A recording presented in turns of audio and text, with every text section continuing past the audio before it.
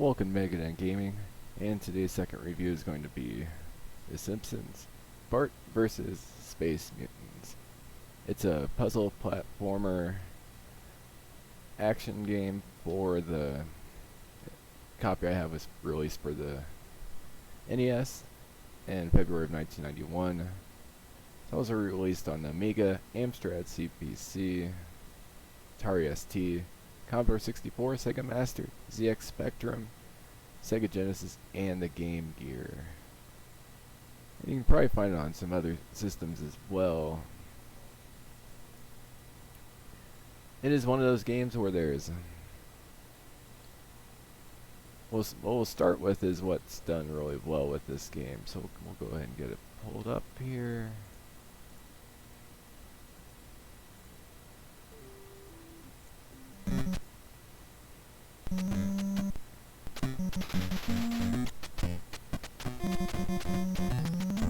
The NES rendition of the theme song by Danny Elfman is very well done considering what they're working with. Same with the graphics. If you actually start counting colors on the screen, it's not a huge color palette that can be on the same screen at the same time with the NES. They managed to create some interesting and unique sequences between levels before levels, as well as just the entry scene. So what's the game about? Well, basically you're in control of Bart.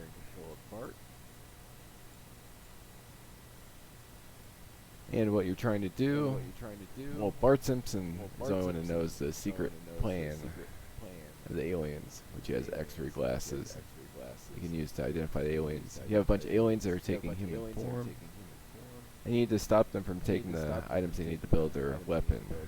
They have a weapon to take over the world. There's 5 levels where you have to destroy certain items.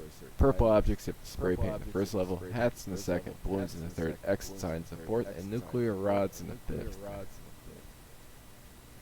There are some digitized voices which are rough to the modern ear, but are well done for the time. You can make out what they're saying. There's a variety of shops you can go into to buy a variety of items, most of which aren't terribly useful, and it doesn't really guide you along to say when it'll be useful. So it is a rather challenging game. It's not terribly long, but each level is challenging. So how is this game received by the general public?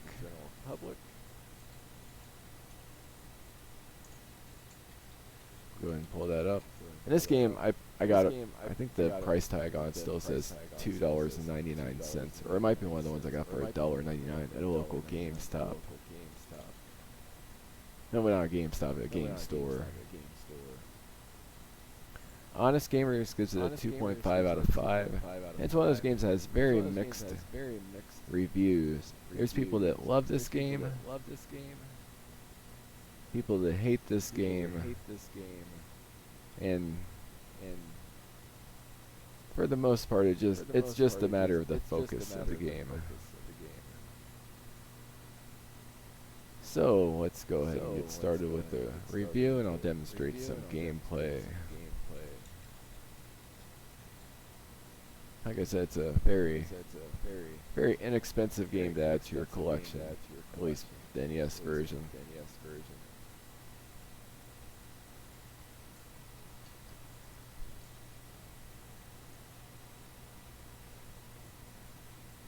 I'll get this pulled up.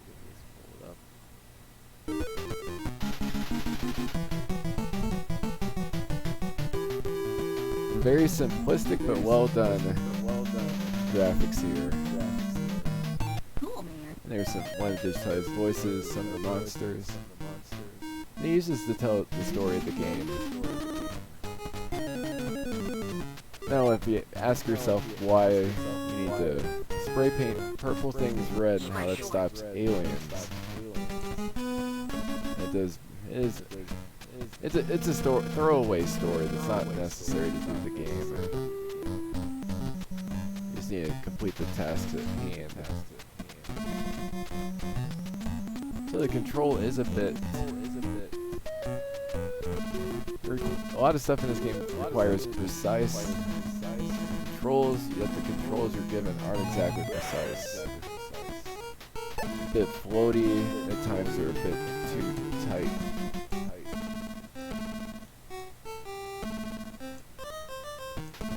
And weird things happen, like the jump button is also the run button, so you end up run. But that's more an artifact of the NES having a limited number of buttons. You go through this level, you paint all the stuff. It's purple or red. I'm trying to find the letters. If you kill enough of the actual alien creatures, I'll show you how to do that with the X-ray specs.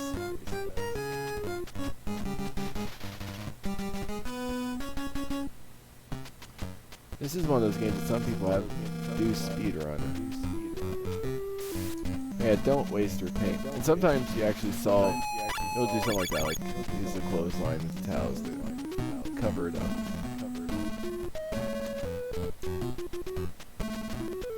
See, that's an alien. Oh, I missed the jump. We'll get the next one. Yeah, don't jump there or the beat will get you. Collect coins. With the coins you buy stuff in the shop. I'll show you that as well.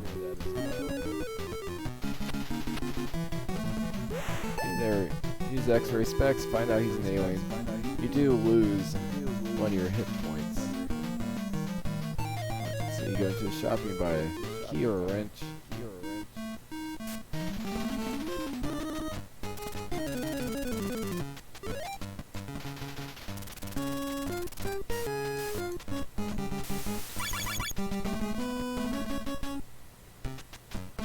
Now there are some platforms in this level where it doesn't even make a whole lot of sense. See, like the top of the window here, like who would suspect that would be a usable platform?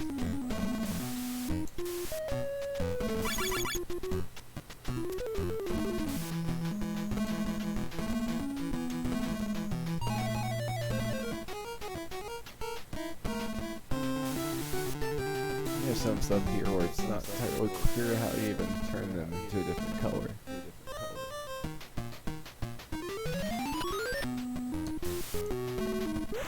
Here we got MAG. So you go in here, you can buy rocket or cherry bomb. Which, like I said, in later levels you do need some of this stuff.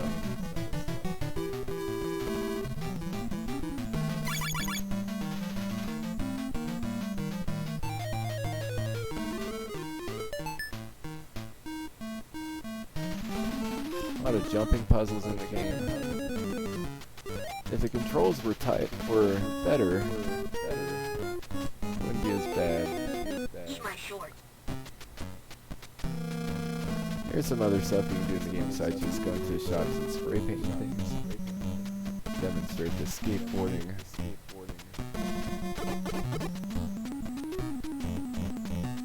That wasn't the smartest thing to do.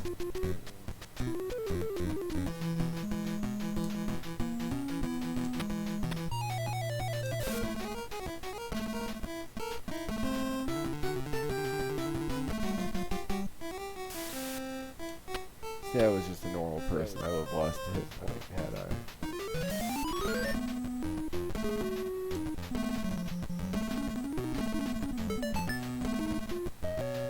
Here's the skateboarding.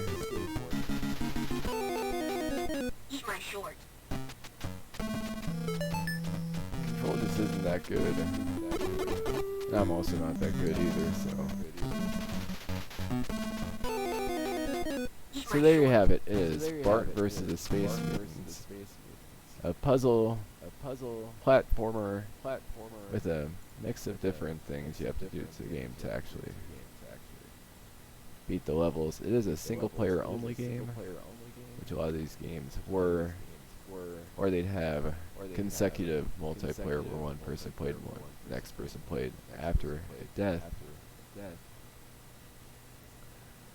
So So as far as the music, the art style, the graphics in game, and the general idea behind the game, it's not a bad game. It's a somewhat above average game when you combine all that. And the rendition of the Simpsons seems really well done. However, with the controls and just a lot of the puzzles don't make a whole lot of sense. Like, why would you be able to be it? In a lot of the platforms, it looked like you should have been able to jump on it, but you have to jump on it from a certain place to actually trigger collision. So there's a lot of clunky designs in this game. There's a lot of clunky design when it comes to the gameplay mechanics that hinders what would have been an okay experience. So Bart versus the Space Mutants. I'm going to put it. I think there's an okay game in here, just slightly below average when you put everything together. I'm going to put it I'm going to give it a 4.5 out of 10. I'm going to put it right below Firewatch and right above Witchhaven. And yes, this does control better than Witchhaven and better level design for the most part. Albeit two different types of games there. So for the price, you'll get your $2 worth if you paid $2 for the cartridge like I did.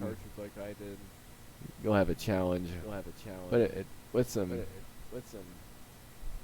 refinement of the game, actual gameplay, the actual controls. Had the controls been more responsive, this could have been a better game. Anyways, hope you enjoyed the review. Please like, subscribe, and have a great day.